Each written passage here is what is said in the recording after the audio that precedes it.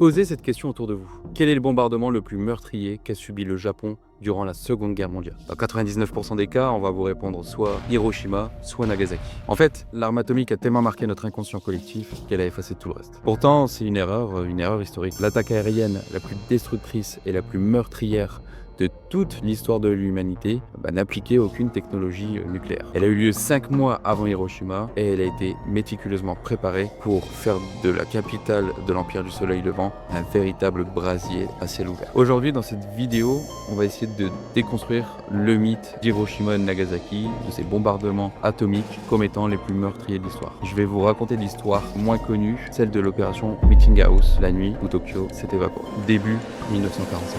L'US Air Force fait face à un mur. Les bombardements de précision à haute altitude sur les usines japonaises sont un échec total à cause du jet stream, des vents ultra violents qui dévient les bombes. Le général Curtis LeMay prend alors une décision implacable. Il va utiliser le feu. Et s'il sait que cela va fonctionner, c'est parce que la tactique a déjà fait ses preuves en Europe. Fin juillet 1943, l'opération Gomorrah s'abat sur Hambourg. De nuit, les redoutables quadrimoteurs britanniques de la RAF saturent la ville de bombes à cible. C'est la naissance de ce que les Allemands vont appeler le Firestorm, la tempête de feu. L'incendie est si vaste qu'il aspire l'oxygène des abris, tuant près de 37 000 civils. Un schéma d'anéantissement qui sera répété sur Dresden en 1945. À l'inverse, regarde à Eindhoven aux Pays-Bas. En septembre 1944, la Luftwaffe allemande lance un raid de représailles. Leurs bimoteurs Heinkel H111 et Junker Ju-88 utilisent des fusées lumineuses pour éclairer la ville avant de frapper. Sur Eindhoven, la frappe est une vengeance tactique. Sur Hambourg ou Dresden, l'objectif est stratégique. On vise la classe ouvrière, la main-d'œuvre, celle qui fournit aux usines ses moyens de fonctionner. Mais sur Tokyo, l'état-major américain va pousser ce concept à son paroxysme. Les Américains ont étudié l'architecture de Tokyo. Contrairement aux villes allemandes bâties en pierre, la capitale japonaise est un océan de bois et de papier shoti.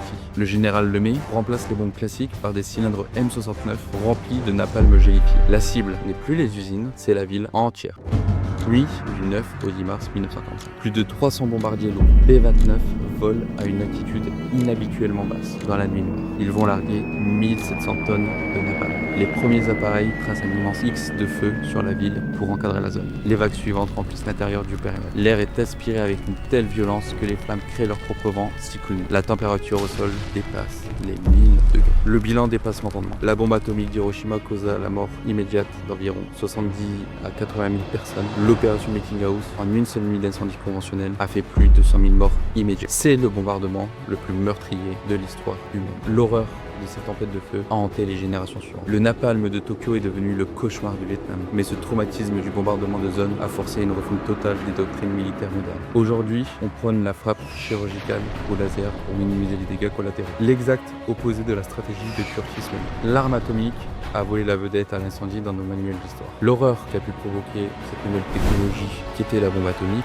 a contribué à faire oublier ce bombardement qui a été dévastateur. D'après les statistiques japonaises, qui sont des estimations, on a plus de 260 000 bâtiments, soit un quart de la ville, qui sont réduits en cendres. Ce qui est colossal, avec pas moins d'1 million de Japonais qui ont perdu leur logement. Cette efficacité macabre du bombardement, en fait, elle est due, comme on l'a vu, à la construction, aux matériaux qui étaient utilisés pour la construction des maisons japonaises, et à Tokyo en particulier, mais aussi par le fait que cette bombe était légère, ce qui évitait qu'elle ne pénètre trop dans le sol. Donc elle rentrait dans les bâtiments, explosait au bout de quelques secondes, et là permettait de mettre le napalm partout sur les revêtements des murs, des maisons, etc. Une nuit apocalyptique qui reste pourtant l'un des grands angles morts du grand public.